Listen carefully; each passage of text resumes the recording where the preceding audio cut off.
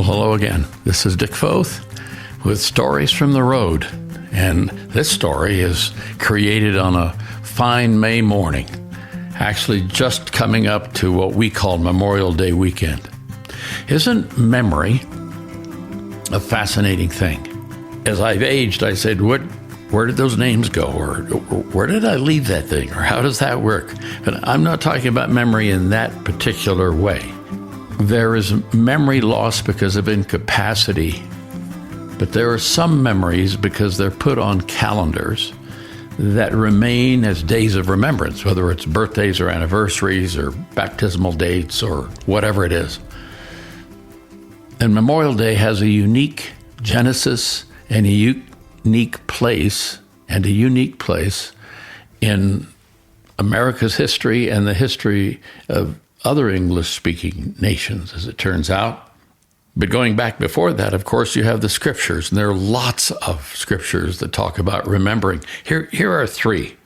Remember your Creator in the days of your youth, before the days of trouble come and the years approach when you will say, I find no pleasure in them. There's no need to get personal here, right? How about this one? This is Yahweh speaking to the Hebrew people. Remember that you were slaves in Egypt and that the Lord your God brought you out of there with a mighty hand and an outstretched arm. Or this one, encouraging people toward generosity. Remember this, whoever sows sparingly will also reap sparingly, and whoever sows generously will also reap generously. So just to frame these next few moments, let me ask this question. And it's a question about names. What do the names Marianne Williams, John Logan, and John McCrae have in common? Either directly or indirectly, three of them, all three, are connected to Memorial Day. So Memorial Day is this occasion when we honor and mourn those who gave their lives in the defense of the United States. I think the phrase that is used most often is the last full measure of devotion. And Memorial Day, as we know it, was first called Decoration Day and was to be observed on May 30th, and it was first done in 1868 after the Civil War, ostensibly to honor Union soldiers, but a woman in the South whose husband had been lost to the war. Her name was Marianne Williams, and she urged women to set aside a day to decorate the graves of fallen soldiers. Later, that day was instituted by the Chief of Staff of the U.S. Army, General John Logan, and most states then adopted that date. And some folks say, why did he choose that date? And some believe, or the common belief, is that he chose it because it's the time of year when most flowers bloom.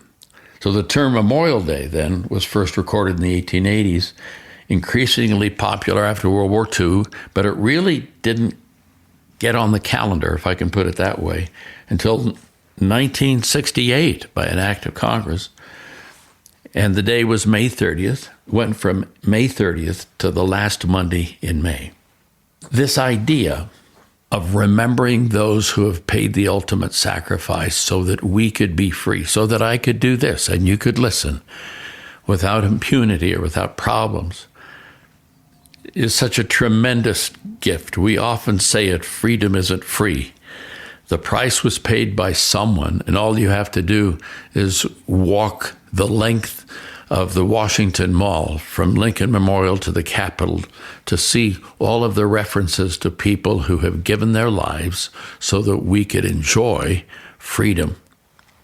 When I think of it, the piece that comes to mind for me, or the moment that comes to mind for me, was when I lived in Washington, D.C., and about 2 or 3 weeks apart, I asked two leaders. One was a member of the president's cabinet, President George W. Bush back in the day, and the other was a retired 3-star general. And I asked them, what do you see as the most significant quality for leaders? or of leadership. And both of them, independent of each other, said one word: sacrifice. The one who leads the charge up the hill, the one who takes the hit, the one who pays the price, that person is a leader. So we have hundreds of thousands of leaders whose bodies lie in cemeteries across this country and in some cases across the seas, for whom we need to be grateful on this Memorial Day weekend. There's one particular piece that I'll close with. It was World War I, which was a horrific war that was trench warfare, just bloody and brutal and muddy. And if you've read anything about World War I, they said it was the war to end all wars. It wasn't, but it should have been. And at the Second Battle of Ypres, there was a Canadian medical doctor, Lieutenant Colonel John McCrae, who was not serving in the medical corps. He came from Guelph, Canada, and he had signed up, even though he could be in the medical corps or in a medical unit. He signed up as part of a fighting unit, but as a medical officer. And on May 2nd, a good friend of his, young man Alexis Helmer, was killed in that battle, May 2nd, 1915. John McCrae was a soldier, a physician, and a poet. And what had happened is, with all of the bombing and all of the explosions that went on in trench warfare, the earth at deep levels was heaved up in the air. And when that happened, there were dormant seeds from red poppies that were unearthed and started to grow, because they hadn't grown there apparently for some years. And when John McCrae's friend was killed that day, he was asked to do the internment service, and he wrote a piece of poetry that became famous after that. It's called In Flanders Fields. This is how it goes. And he's sitting apparently on the back of an ambulance looking out over the newly dug grave of that held the body of his young friend, with a simple wooden cross and lots of wooden crosses there.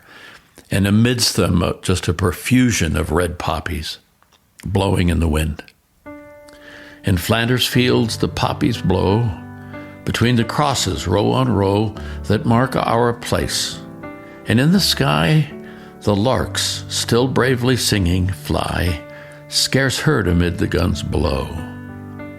We are the dead. Short days ago, we lived, felt dawn, saw sunset glow, loved and were loved, and now we lie in Flanders Fields.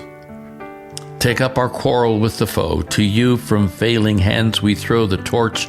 Be yours to hold it high. If ye break faith with us who die, we shall not sleep, though poppies grow in Flanders Fields. On this weekend and in these days when we remember the fallen who have paid the last great measure of devotion so that we can be free, we say to them in absentia, if you will, thank you for your valor. Thank you for your presence at a moment in time when, often as young men or young women, you lost what would then be a long life. We stand in awe of that. We are so grateful. That's it for today, but we will keep remembering. God bless.